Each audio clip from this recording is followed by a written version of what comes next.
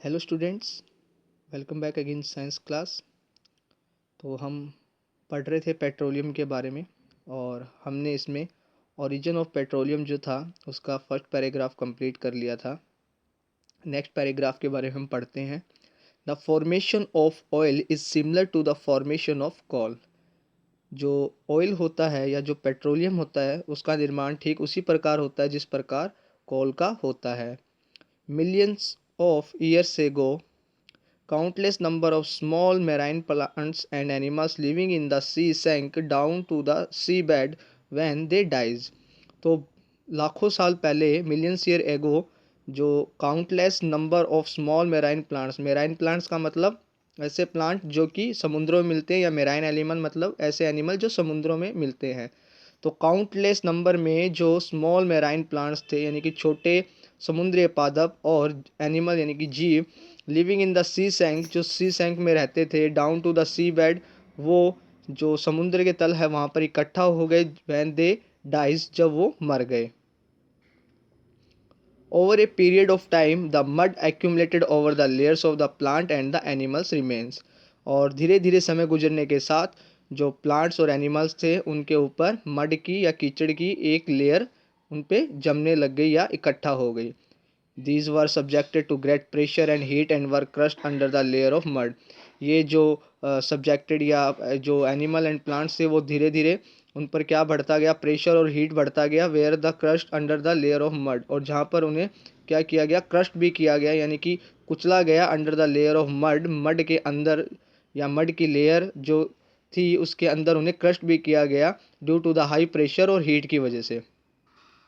Gradually they were converted into the layer of sedimentary rocks, और फिर वह किस में बदल गए, रॉक्स की सेडिमेंट्री लेयर में बदल गए।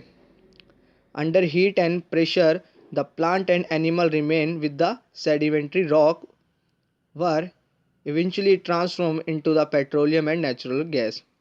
तो हीट जब वो सेडिमेंट्री रॉक में बदले तो उन पे और हीट और प्रेशर बढ़ा, और जिसकी वजह से जो प्लांट और एनिमल्स थे वो किस में बदल गए, वो बदल गए आपके पेट्रोलियम में और नेचुरल गैस में। The oil and gas speed upward until they reach layer of hard rock and got trapped under the rock. और जो ऑयल और गैस गैस थी, नेचुरल गैस थी, speed upward until they reach the layer of hard rock and got trap under the rock.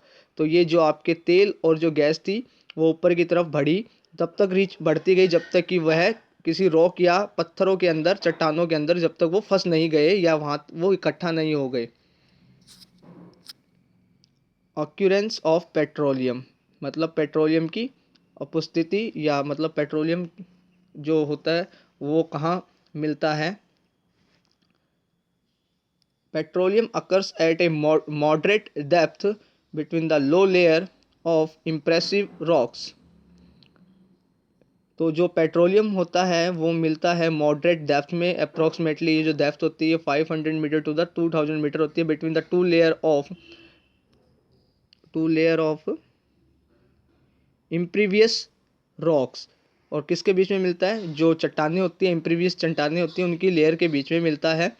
The petroleum deposits are usually found mixed with the salt water. जो petroleum जो होता है वो हमें मिलता है सामान्यतः सॉल्ट वाटर के मिक्स के फॉर्म में मिलता है, या इसके अंदर सॉल्ट वाटर जो होता है वो मिक्स रहता है। The petroleum is lighter than the salt water and hence float over it. क्योंकि पेट्रोलियम जो होता है वो वेट में हल्का होता है, तो ये सॉल्ट वाटर के ऊपर फ्लोट करता है। Natural gas is found above the petroleum trapped between the rock caps and the petroleum layer.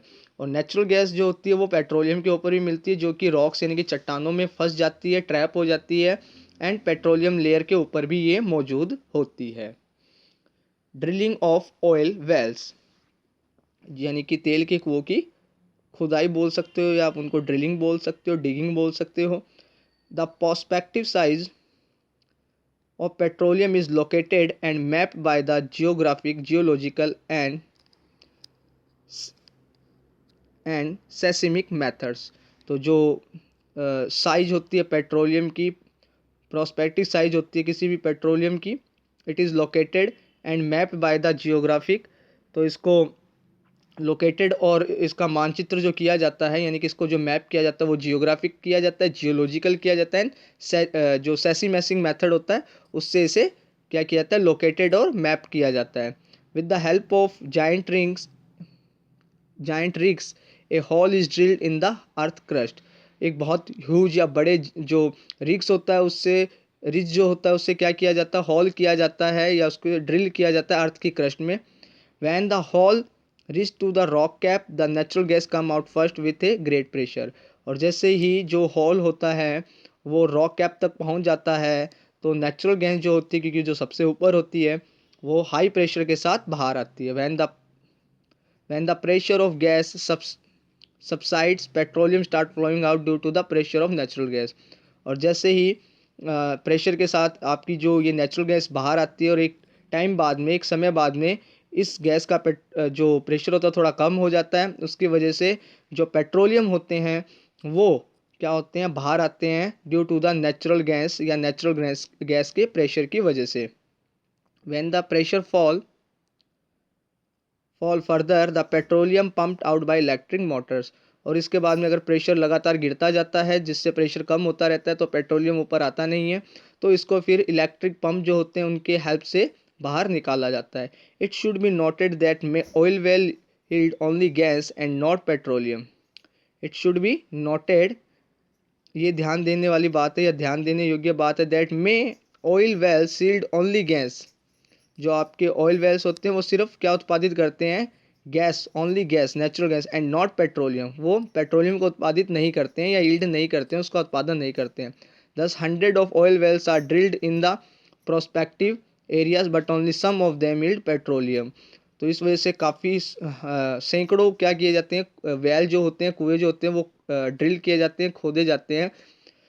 भले ही उनमें नेचुरल गैस मिल रही हो लेकिन ज़रूरी नहीं है कि उनमें आपका पेट्रोलियम मिले। तो कुछ एक ऐसे ही वेल होते हैं, कुएँ होते हैं जिनमें पेट्रोलियम मिलता है। सैकड़ों वेल खोदने के बाद में भले ही उसके अंदर नेचुरल गैस हमें मिल रही हो। नेक्स्ट है रिफाइनिंग ऑफ पेट्रोलियम। तो क्योंकि पेट्रोलियम जो होता है वो कॉम्पोजिशन होता है, मिक्सचर होता है कई सारी चीज़ों का, तो उसको रिफाइन किया जाता है और फिर जो यूजफुल प्रोडक्ट होते हैं उनको सेपरेट किया जाता है और फिर हम उसको यूज करते हैं। Crude petroleum must be refined before its use as fuel और फॉर अदर पर्पज़। तो जो क्रूड पेट्रोलियम होता है उसको रिफाइन करना ज़रूरी होता है before use as a fuel के रूप में यूज करने से पहले, या फिर किसी अदर काम के लिए हम इसको जो यूज करते हैं तो उससे पहले इसे रिफाइन करना ज़रूरी होता है। It is a mixture of various constants like the petroleum gas, paraffin wax, petrol, diesel, lubricants oil etcetera. तो आपका जो पेट्रोलियम होता है ये कई सारे कंपोनेंट से मिलकर बना होता है, कई सारे इसके अंदर कॉन्स्टिट्यूंट्स होते हैं like the petroleum gas, paraffin wax, petrol, diesel, lubricant oils etcetera. The basic step in the refining process is distillation. जो एक सबसे कॉमन तरीका है रिफाइनिंग करने का पेट्रोलियम को, दैट इज़ द डिस्टिलेशन, जो हमने पहले भी पढ़ा है। डिस्टिलेशन बहुत सिंपल सा मेथड होता है।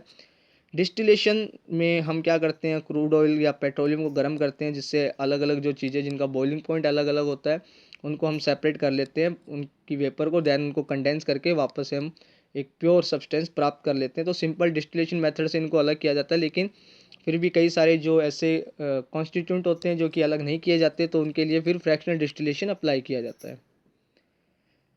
The basic step in the refining process is the distillation. Distillation separate the crude oil into the variety of groups by boiling them until they vaporize। तो उसी मेथड को यूज किया जाता है। क्रूड ऑयल को हम गर्म करते हैं, तब तक करते हैं जब तक कि उससे हमें अलग अलग प्रकार की वेपर ना मिल जाए, या जो अलग अलग सब कंपोनेंट्स होते हैं, कॉन्स्टिट्यूंट होते हैं, वो बॉयल होकर वेपर में ना बदल जाए। The vapour is allowed to cool at the different temperature in the huge tower. Then उसके बाद में जो वेपर होती है उसको ठंडा किया जाता है एक बहुत बड़े टावर के अंदर। At each temperature A number of hydrocarbon become liquid and separate out. और हर एक टेम्परेचर पर ठंडा होने के बाद में जो हाइड्रोकार्बन्स होते हैं वो लिक्विड में बदल बदल जाते हैं और बाद में उनको क्या कर लिया जाता है, अलग कर लिया जाता है। They are called the fractional they are called the fractions. उनको फ्रैक्शंस के नाम से जानते हैं। And this is known as the fractional distillation. और इसलिए इस प्रोसेस को फ्रैक्शनल डिस्टिलेशन के नाम से भी जानते हैं। डिस्टिलेशन और फ्रैक्शनल डिस्टिलेशन जो है वो लगभग सेम ही मेथड है, बस फ्रैक्शनल डिस्टिलेशन वहाँ यूज किया जाता है जहाँ पर दो लिक्विड जो होते हैं उनके बीच का बॉइलिंग पॉइंट जो बहुत कम होता है, तो वहाँ पर हम फ्रैक्शनल डिस्टिलेशन मेथड का यूज करते हैं। बाकी मेथड सेम यही होता है।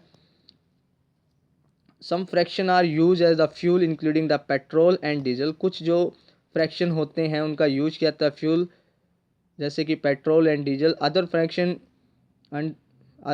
Fraction undergo further processing for obtaining the valuable chemical raw materials. और जो इसके अलावा जो और फ्रैक्शन हमें मिलते हैं उनको आगे और प्रोसेस किया जाता है ताकि उनसे वैल्यूएबल जो केमिकल्स होते हैं या रॉ मटेरियल्स होता है केमिकल को, उनको प्राप्त किया जा सके। तो आज के वीडियो में इतना ही। नेक्स्ट वीडियो में हम हमारा नया टॉपिक पढ़ेंगे। So thank you.